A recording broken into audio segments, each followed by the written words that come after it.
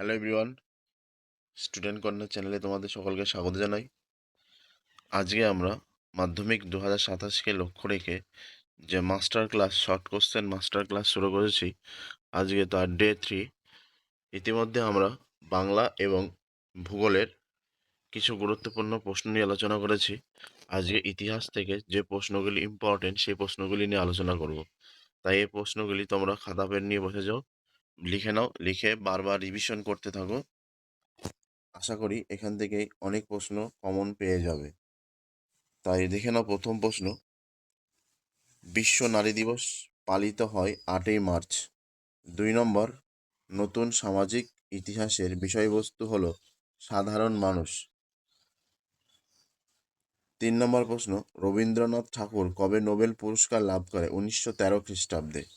পরের প্রশ্ন, মতুয়া সম্প্রদায়ের প্রতিষ্ঠাতাকে? হরিচাঁদ।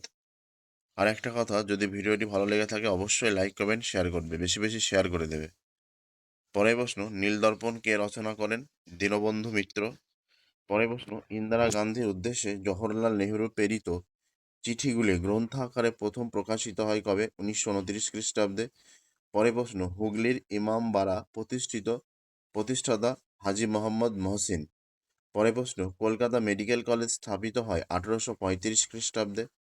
পরের প্রশ্ন দেখো, ভারতে প্রথম অরণ্য আইন পাশ হয় 1865 খ্রিস্টাব্দে। পরের প্রশ্ন, গোলাম মাসুম কার সেনাপতি ছিলেন? তিতুমির। পরের প্রশ্ন, ফুল তার ছদ্মনাম? প্রীতিলতা ওয়েদ্দার।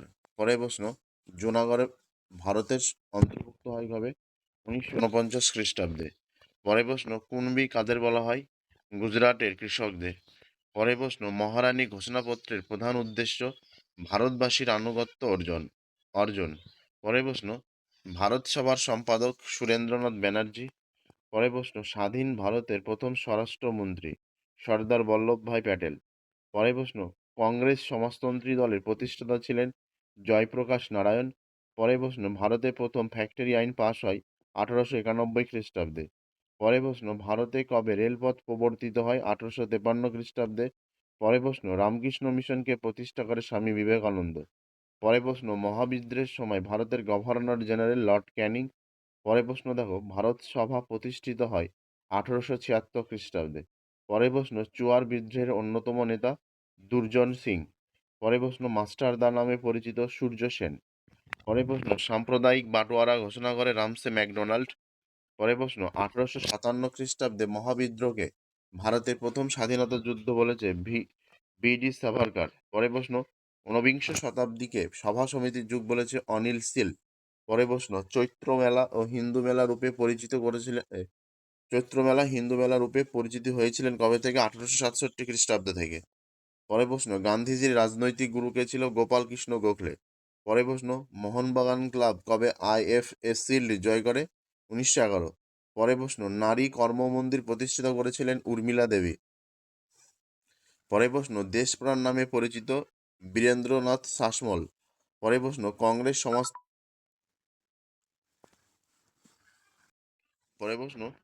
কংগ্রেস সমাজতন্ত্রী দলের প্রতিষ্ঠাতা? জয়প্রকাশ নারায়ণ। পরের প্রশ্ন দেখো, এ ট্রেন টু পাকিস্তান লিখেছে খুশবন্ত সিং।